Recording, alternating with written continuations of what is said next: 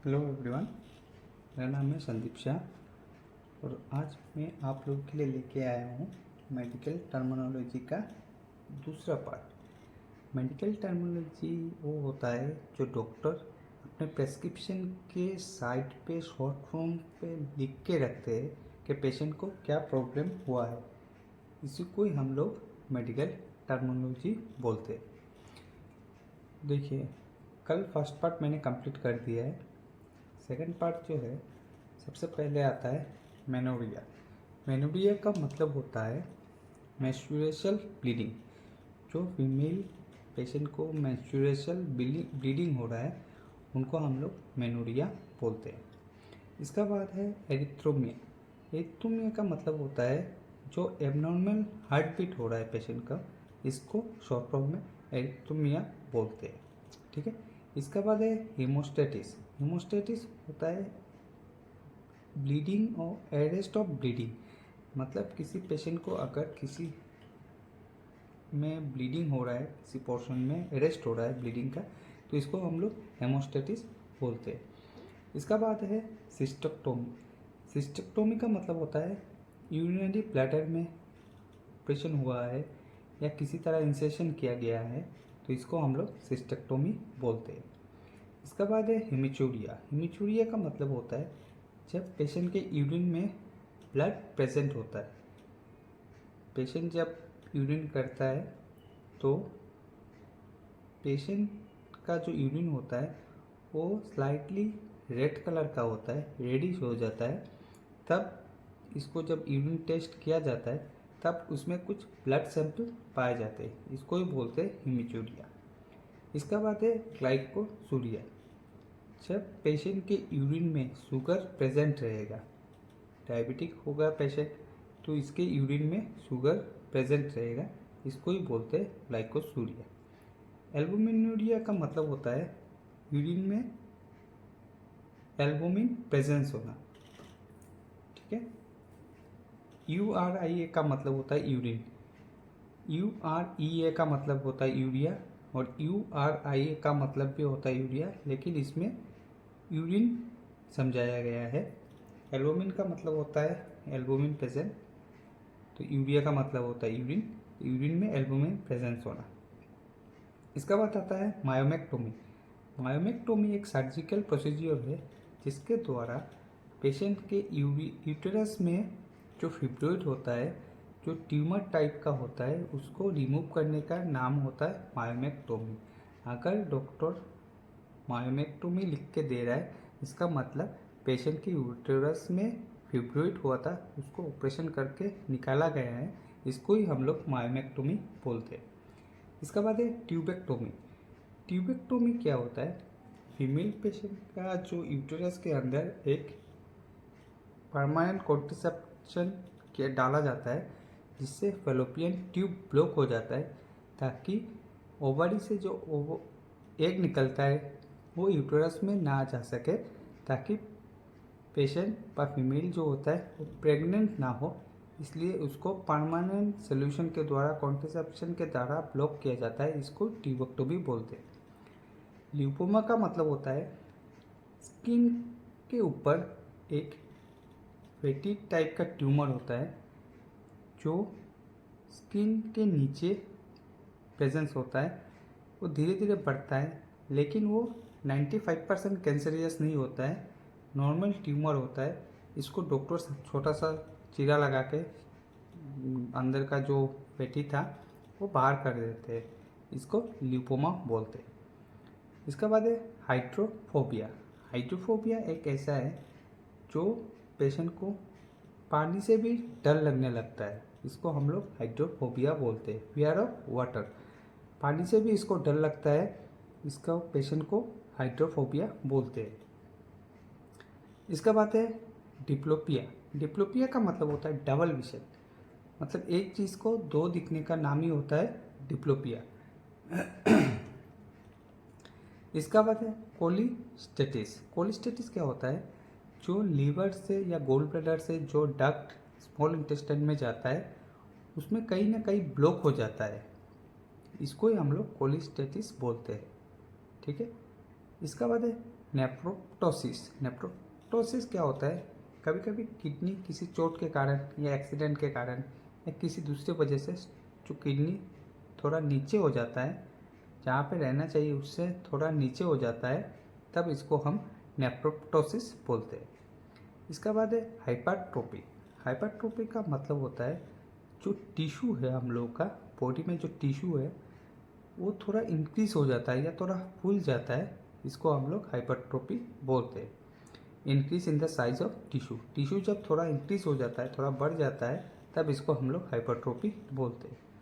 इसके बाद है एनोरेक्सिया। एनोरेक्सिया का मतलब होता है अगर किसी पेशेंट को भूख नहीं लगता है या खाने का मन नहीं करता है तो डॉक्टर उसको साइड में एनोरेक्सिया लिख के रखते हैं, ठीक है। इसके बाद है टॉन्सिलाइटिस। टॉन्सिलाइटिस का मतलब होता है इन्फ्लेमेशन होता है टॉन्सिल। टॉन्सिल का मतलब टॉन्सिल, टिस का मतलब इन्फ्लेमेशन, इसका मतलब टॉन्सिल में इन्फ्लेमेशन हुआ है, ठीक है। इसके बाद है डाइसोफेगिया। डाइसोफेगिया का मतलब होता है जब अगर किसी पेशेंट को कुछ चीज़ निकलने में तकलीफ हो रहा है, तब इसको हम डाइसोफेगिया बोलते हैं। किसी पेशेंट को अगर खाना खाने में या किसी चीज़ को निगलने में तकलीफ हो रहा है, तब इसको हम डाइसोफेगिया बोलते हैं। इसके बाद है पाइरिया। पाइरिया का मतलब होता है यूरिन में अगर पस फॉर्मेशन हुआ है, यूरिन करने के टाइम उससे पस जा रहा है, तब इसको हम पाइरिया बोलते हैं। तो कभी कभी यूरिन में इन्फेक्शन हो जाता है, ब्लैडर में इन्फेक्शन हो जाता है, तब इसमें पस फॉर्मेशन हो जाता है, मवाद बन जाता है जो यूरिन के थ्रू बाहर होता है, तब इसको हम पाइरिया बोलते हैं। पाइरिया जो होता है वो यूरिन टेस्ट करने के बाद ही मालूम पड़ता है कि इसमें पास फॉर्मेशन है या नहीं, ठीक है। इसके बाद है साइनोसिस। साइनोसिस एक ब्लूइश कलर का स्किन होता है जो रियरली दिखाई जाता है, उसको हम लोग साइनोसिस बोलते हैं, ठीक है। इसके बाद है हाइपोक्सिया। हाइपोक्सिया का मतलब होता है अगर किसी सेल में ऑक्सीजन की डिफिशियंसी हो, किसी सेल में ऑक्सीजन की डिफिशियंसी हो रहा है, यस, जब ऑक्सीजन सेल में नहीं पहुंचेगा तो सेल धीरे धीरे मरने लगता है या डिस्ट्रॉय होने लगता है, इसी को हम लोग हाइपोक्सिया बोलते हैं। इसके बाद आता है बेटिकार्डिया। बेटिकार्डिया का मतलब होता है किसी पेशेंट का अगर हार्ट रेट लो हो रहा है तो इसको हम लोग बेटिकार्डिया बोलते हैं। अगर हाई हार्ट रेट होता है तो इसको हम ट्रेकिकार्डिया बोलते हैं, ठीक है। इसके बाद है हेमोप्टोसिस। हेमोप्टोसिस क्या होता है, अगर पेशेंट खांस रहा है तो कफ के साथ थोड़ा ब्लड आ रहा है, इसको हम लोग हेमोप्टोसिस बोलते हैं। ब्लड इन कफ, मतलब कफ में ब्लड है पेशेंट का, इसको हम लोग हेमोप्टोसिस बोलते हैं। अगर किसी पेशेंट ने कंप्लेन किया है कि सर जब मैं खांसता हूँ, मेरे से जो कफ निकलता है उसमें खून आ रहा है, ब्लड आ रहा है, तो डॉक्टर उसको साइड में हेमोप्टोसिस लिख के रखेंगे। जिंजिवाइटिस का मतलब होता है गम्स में इन्फ्लेमेशन हुआ है। गम्स जो दांतों का जो गम्स होता है उसमें अगर इन्फ्लेमेशन हुआ है तो इसको हम लोग इंगिवाइटिस बोलते हैं। ग्लोसाइटिस का मतलब होता है टंग में अगर इन्फेक्शन हुआ है या इन्फ्लेमेशन हुआ है तो इसको हम लोग ग्लोटिटाइटिस बोलते हैं, ठीक है। हाइपोक्सेमिया का मतलब होता है किसी पेशेंट में ब्लड में अगर ऑक्सीजन की सप्लाई कम हो रहा है, deficiency of oxygen in blood, अगर ब्लड में ऑक्सीजन की मात्रा कम हो रहा है तो इसको हाइपोक्सेमिया बोलते हैं। हाइपो का मतलब कम, सेमिया का मतलब, मिया का मतलब होता है ब्लड, जो एनीमिया हम लोग बोलते हैं। मिया का मतलब होता है ब्लड, तो हाइपोक्सेमिया का मतलब होता है deficiency of oxygen in blood, ठीक है। इसके बाद है डाइसोपेनिया। डाइसोपेनिया का मतलब होता है पेशेंट को सांस लेने में तकलीफ होता है, ब्रीथिंग प्रॉब्लम हो रहा है, डिफिकल्टी इन ब्रीथिंग हो रहा है, तब इसको हम डाइसोपेनिया बोलते हैं। मेलिनिया का मतलब होता है स्टूल पास जब होता है तो स्टूल में ब्लड पाए जाते हैं, पेशेंट का स्टूल के साथ ब्लड जा रहा है, तब इसको हम मेलिनिया बोलते हैं, ठीक है। इसके बाद है इंसोमेनिया। इंसोमेनिया का मतलब होता है पेशेंट को सोने में तकलीफ हो रहा है या नींद नहीं आ रहा है, 1 दिन 2 दिन हो गया, तो डॉक्टर प्रेस्क्रिप्शन के साइड में इंसोमेनिया लिख के रखते हैं, मतलब उसको स्लीपिंग प्रॉब्लम हो रहा है, सोने में प्रॉब्लम हो रहा है, तब डॉक्टर उसको स्लीपिंग पिल्स देंगे, तो खाने के बाद रात को सोने के टाइम लिया जाता है, ठीक है। इसके बाद है एनुरेसिस का मतलब होता है पेशेंट का यूरिन में कोई कंट्रोल नहीं होता है, कभी भी हो रहा है, मतलब हम लोग उसको रोक नहीं पा रहे यूरिन को, ऑटोमेटिकली हो रहा है, तब इसको हम एनुरेसिस बोलते हैं। ठीक है, इनवॉलेंटरी यूरिनेशन। गैस्ट्रिक लीवेज क्या होता है कि कोई अगर मरीज या पेशेंट कुछ पॉइजनस खा लिया है या कुछ खा लिया होगा, तो उसका स्टमक में जो चीज़ गया है उसको बाहर करने के लिए डॉक्टर गैस्ट्रिक लीवेज का यूज़ करते हैं, मतलब क्लीनिंग स्टमक को क्लीन करने का नाम ही होता है गैस्ट्रिक लीवेज। ठीक है, इसका बाद है डायसूरिया का मतलब होता है पेशाब करने के टाइम प्रॉब्लम होना, डिफ़िकल्टी इन यूरिनेशन। जब कोई पेशेंट यूरिन करने के टाइम उसको तकलीफ हो रहा है या डिफ़िकल्टी हो रहा है, इसको हम लोग डायसूरिया बोलते हैं। एब्सेस का मतलब होता है पस फॉर्मेशन। किसी पेशेंट का अगर किसी जगह पे पस हुआ है या मवाद हुआ है, इसको हम लोग एब्सेस बोलते हैं। इसका बाद है मेस्टाइटिस। अगर किसी फीमेल पेशेंट का ब्रेस्ट इन्फ्लेमेशन हुआ है या ब्रेस्ट में स्वेलिंग हुआ है, तो इसको हम लोग मेस्टाइटिस बोलते हैं। इसके बाद ऑर्चिटाइटिस का मतलब होता है लड़के लोगों का या मेल पेशेंट का अगर टेस्टिस फूल गया है, स्वेलिंग हो गया है, इन्फ्लेमेशन हो गया है, तब इसको हम लोग ऑर्चिटाइटिस बोलते हैं। ठीक है, इसके बाद है पेनक्रियाटिस।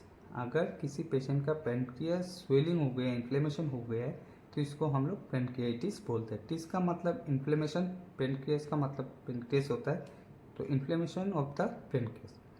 साइनाइटिस का मतलब होता है साइनस में प्रॉब्लम हुआ है या साइनस फूल गया है या इन्फ्लेमेशन हो गया है, इसको हम लोग साइनाइटिस बोलते हैं। इसका बाद है लेंटाइटिस का मतलब होता है जो लड़के लोगों का पेनिस होता है, इसके जो मुंह होता है, स्टार्टिंग पॉइंट होता है, उसमें किसी तरह का इन्फ्लेमेशन या स्वेलिंग हो गया है, इसको हम लोग प्लेनाइटिस बोलते हैं। ठीक है, इसका बाद है स्प्लेनोमेगाली का मतलब होता है स्प्लीन जो होता है, जिसको आरबीसी का ग्रेववर्ड कहा जाता है, कब्रिस्तान कहा जाता है, वो स्प्लीन फूल गया है, बड़ा हो गया है, इसको स्प्लेनोमेगाली बोलते हैं। इसके बाद है एपेंडिसाइटिस का होता है, टिस का मतलब इन्फ्लेमेशन, अपेंडिक्स का मतलब appendix, inflammation of the appendix को एपेंडिसाइटिस बोलते हैं। इसके बाद एपेंडेक्टोमी, अपेंडिक्स को रिमूव करने का, सर्जिकल प्रोसीजर से रिमूव करने का नाम ही है एपेंडेक्टोमी। ठीक है, इसके बाद है स्प्लेनिक्टोमी। स्प्लीन को रिमूव करने का प्रोसीजर को ही हम लोग स्प्लेनेक्टोमी बोलते हैं। ठीक है, इसका बाद है एंक्रिफलाइटिस का मतलब है अगर ब्रेन के किसी पार्ट में इन्फ्लेमेशन हो गया है, इसको हम लोग एंक्रिफलाइटिस बोलते हैं। एडिमा का मतलब होता है स्वेलिंग। ज़्यादातर फीमेल पेशेंट के प्रेग्नेंट के कारण कभी कभी पैर में स्वेलिंग आ जाता है, तो डॉक्टर राइट साइड या लेफ्ट साइड ऐसा लिख के एडिमा लिख के रखेंगे, राइट एडिमा, लेफ्ट एडिमा, ऐसा लिखते हैं। इसका बाद है ओवरिएक्टोमी का मतलब होता है ओवरी रिमूव करना, सर्जिकल प्रोसीजर के द्वारा ओवरी को बाहर करना या ओवरी का ऑपरेशन करने को ओवरिएक्टोमी बोलते हैं। ओवरीटाइटिस का मतलब होता है ओवरी में इन्फ्लेमेशन हुआ है, ओवरी का मतलब ओवरी, टिस का मतलब इन्फ्लेमेशन, इसका मतलब inflammation of the ovary. Arteritis का मतलब होता है इन्फ्लेमेशन ऑफ द आर्टरीज। अगर ब्लड वेसल का जो आर्टरी होता है, इसमें अगर किसी तरह का इन्फ्लेमेशन हुआ है, स्वेलिंग हुआ है, तो इसको आर्टराइटिस बोलते हैं, ARTERITS। ठीक है, आर्थराइटिस नहीं, आर्थराइटिस को जोहन को बोलते हैं, आर्टराइटिस। ठीक है, ARTERITS। ठीक है, इसका बाद है न्यूमोनाइटिस। पी से स्टार्ट होता है, लेकिन जब हम लोग प्रोनाउंस करेंगे तो एन से स्टार्ट होगा, न्यूमोनोटाइटिस। लंग में अगर इन्फ्लेमेशन हुआ है तो इसको न्यूमोनाइटिस बोलते हैं। ठीक है, ईसोफेगाइटिस का मतलब होता है ईसोफेगस में इन्फ्लेमेशन हुआ है।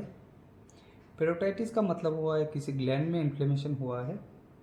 मायोटोमी का मतलब होता है जो हार्ट का वॉल एनलार्ज हुआ है, इसको जिसको सर्जिकल प्रोसीजर के द्वारा रिमूव किया गया है उसको मायोटोमी बोलते हैं।